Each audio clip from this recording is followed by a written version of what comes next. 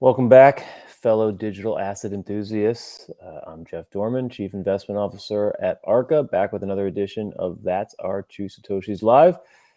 For those just joining us for the first time, we write a weekly blog on our website, ar.ca, where you can get all of our insights on a weekly basis about what's happening in the digital asset market. But we like to take 10, 15 minutes here every Monday and talk through what we're seeing in the market.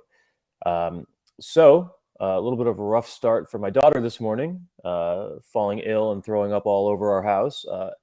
Very similar to what Shorts must be feeling over the last few weeks here. Basically, having to puke out all of their positions as risk assets are rising across the board. You've seen just an insane sell-off in treasuries.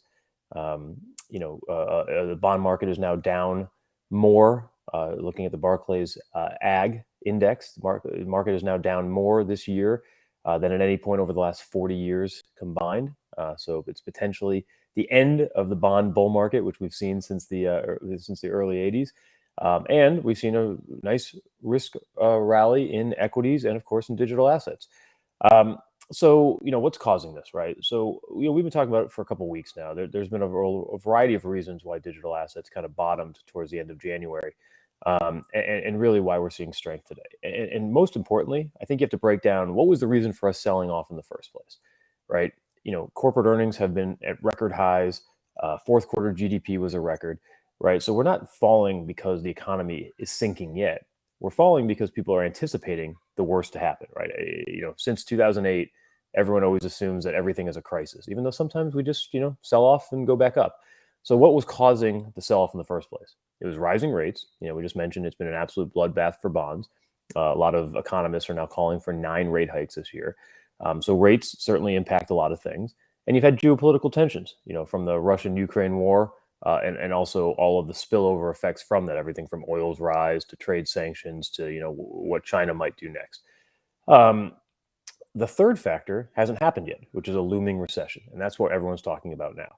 The looming recession is caused by 1 and 2, right? If we see rates rising and a flattening yield curve, and we start to see these geopolitical tensions and sanctions start to really affect outputs and ultimately earnings, you could see a pretty big recession, which could knock the equity market down, say 20, 25%. The problem with all that is twofold. One is none of that has actually happened yet. So the markets, while always forward-looking, are potentially too forward-looking, given that we still haven't seen anything. We've barely seen rate hikes. We've seen zero from the Fed in terms of withdrawing liquidity. You haven't seen any hiccups yet in corporate earnings. So this is all just what could the market look like in the future. More importantly for digital assets, I'm not even sure a recession matters. We've written about this in the past, and we wrote about it again last week, or rather today, talking about let's assume for a second that a recession is certain, that we're staring down the barrel of years of stagflation, which means high inflation and low growth in a rising rate environment. Undeniably, this is bad for equities because it will be a drain on revenues and cash flows. It's undeniably bad for bonds, not only because of rising rates, but because asset coverage goes down. But is this really bad for digital assets? And I would argue no. Because if you go back to what we've said for years now, digital assets are now part of the capital structure for most companies. And I'm ignoring cryptocurrencies. I'm ignoring Bitcoin for a second. Let's just talk about, the digital assets that are largely issued by companies and protocols that have, real revenues and cash flows behind them. If debt is your claim on assets and equity is your claim on excess profits and cash flows, well, what digital assets really are is it's a claim on network growth and brand loyalty. And this is why we think that every company in the world will eventually have a digital asset in their cap structure, right? Think about a Disney token or a Starbucks token. If you can start to take the intangibles, meaning your brand, your social awareness, your customers, and you can turn that into a tangible asset through a token, you should do that. And I think all companies eventually will.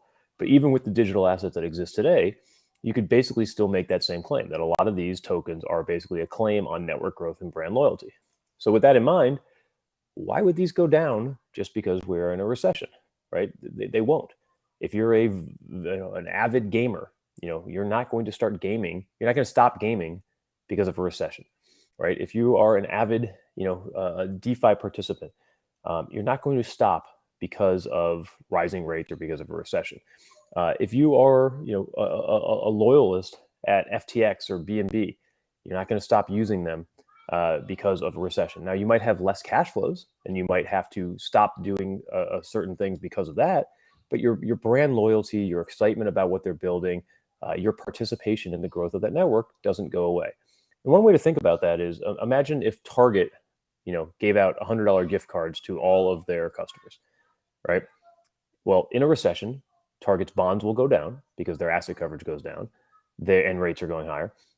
Their revenues and cash flows will go down, but your $100 gift card doesn't lose value. In fact, if anything, you might be even more loyal to Target because they gave you that gift card, and you might want to shop even more with them. So if you think about digital assets in the same way as a gift card, it not only doesn't lose value, it potentially gains value during a recessionary environment. And I think that's how the market's going to start viewing digital assets. So if we really do get into an inflationary bust environment where inflation wreaks havoc on supply chains and costs, and demand decreases, and everything else in the world starts to go down, there is a world where these digital assets, which don't have physical stores, they don't have supply chain issues, and they simply have customers who want to be a part of their brand and a part of their business, you could see a world where digital assets thrive in this environment. So this doesn't mean that prices won't go down. Of course, risk is risk, and prices can still go down. But I think it's actually pretty reasonable to think that digital assets again will be the best performing asset class, even if eventually we do hit a real recession, which truthfully is probably 12 to 18 months away anyway at the earliest. So with that in mind, what do you buy? How do you invest in this space? With that backdrop, obviously, most people are familiar with Bitcoin and ETH, and I think that's where a lot of capital has been pouring into. In fact, in the last few weeks, you've seen even more adoption from traditional finance. You have everyone from Cowen, which is a 100-year-old investment bank, so talking about offering spot trading to their institutional clients. Goldman Sachs just put up a new website that features the word cryptocurrency and metaverse on their front page, and they also executed their first ever OTC Bitcoin trade. BlackRock, the world's largest asset manager, is exploring how to serve clients with digital assets. Bridgewater is preparing, a $200 billion hedge fund. Bridgewater, largest hedge fund, is preparing to back its first digital assets fund. You go down the list and there's adoption everywhere. But besides Bitcoin and ETH, what are you supposed to invest in? So one of the things we like to look at Arca is, how do you make a pure play investment? Meaning anybody can come up with a thesis, but what's the best way to play that thesis to make the most money? And let's go back to Paul Tudor Jones. Most people who are in this space are familiar. 2 years ago, around I think it was May of 2020, Paul Tudor Jones, famous macro investor, came out with his thesis on inflation. And some people continue to talk about that being a Bitcoin thesis. It actually wasn't. It was an inflation thesis. That was the theme. And Paul Tudor Jones's hedge fund came up with 4 ways to play that theme, one of which was Bitcoin. And that was the best performing way to play the inflation theme. But the other 3, only 2 of those 3, only one of those other 3 actually worked. The other one was a long a 230 steepener, meaning long the 30-year bond and short the 2-year. That actually, or sorry, the other way around, apologies. Long the 2-year, short the 30-year. That trade worked horrifically because the curve is actually flattening. They also said long gold. It didn't work at all over the last 2 years. Gold has gone nowhere. And they said long the NASDAQ 100. That worked pretty well up until recently. So basically 4 different ways to play one theme, and only half of them worked, and Bitcoin by far being the fastest horse. Well, you can do the same thing today. Is say, what are the themes that you really believe in digital assets, and then what is the way to play those themes? So to back up, there's really only been 4 things that have worked in the digital asset world to date. If you want to talk about real successful applications of blockchain, there's basically been 4 success stories. One is, store of value. I think we can all agree Bitcoin is kind of the undeniable winner so far for store of value. 2 has been stablecoins. 2+ years ago, there was basically $0 worth of stablecoins. Now we're approaching 200 billion in AUM of stablecoins. 3 is decentralized finance, DeFi. If you actually look at the overall TVL across all of DeFi, if you consider that just one bank, it would be the 19th largest US bank at this point. So, just to show you how much growth there has been in DeFi, it's now knocking on the door of real banking institutions. And 4 would be, NFTs and gaming. And maybe those are 2 different ones, but let's just combine them for right now. The growth of NFTs, both in art and collectibles, as well as with in-game assets, has been nothing short of remarkable. So those 4 themes have worked really well. But obviously, you also need to come up with what is the best way to play those themes. So let's take sound money, store of value. I think, we can skip that one. I think Bitcoin is far and away the winner for just sound money. But if you're looking at DeFi, DeFi has been in a bear market for over 12 months now. Not everything is going to work in DeFi. Some things work well, some things don't. A good example, though, for a pure play DeFi, if you don't want to break down DeFi into all its different components, if you just want to say, what is one way to play all of DeFi? How do you find the single investment that's going to give you that exposure to the growth of DeFi? In my opinion, it's Sushi Swap. Sushi is probably the best pure play because they have a DEX trading capabilities, they have lending, they have token offerings through Miso. In our opinion, Sushi is basically an on-chain prime broker, a one-stop shop for everything DeFi. So if you're looking for just one generic way to play DeFi, that would be one way to do it. Let's talk about stablecoins, right? Stablecoins, we've seen 3, maybe 4 real winners. You have Circle's USDC, you have Tether's USDT, you have MakerDAO and the DAI token, and now you have the rise of UST, which just crossed 16 billion in AUM. Luna is by far the most pure play way to bet on the growth of stablecoins. If you just think that stablecoins as a category are going to do really well, Luna basically its entire value is derived from the growth of UST. Every dollar of UST that gets minted, a dollar worth of Luna is burned. Which means if you run sensitivity analysis, you can get to a $400 or $500 price target.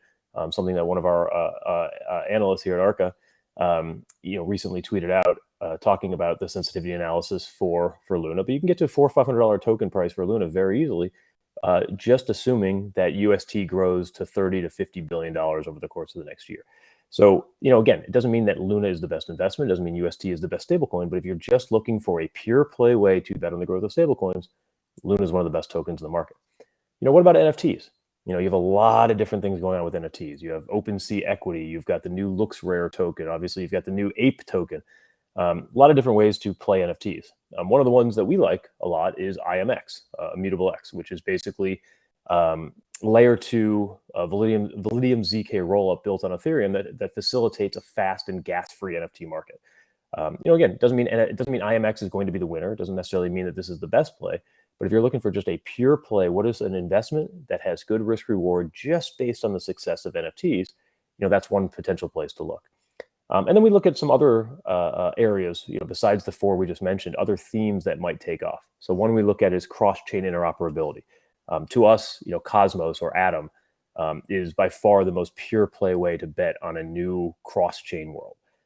If you're a big believer like we are in the digitization of the fan experience, meaning how do you connect fans directly to their favorite athletes, celebrities, teams, etc.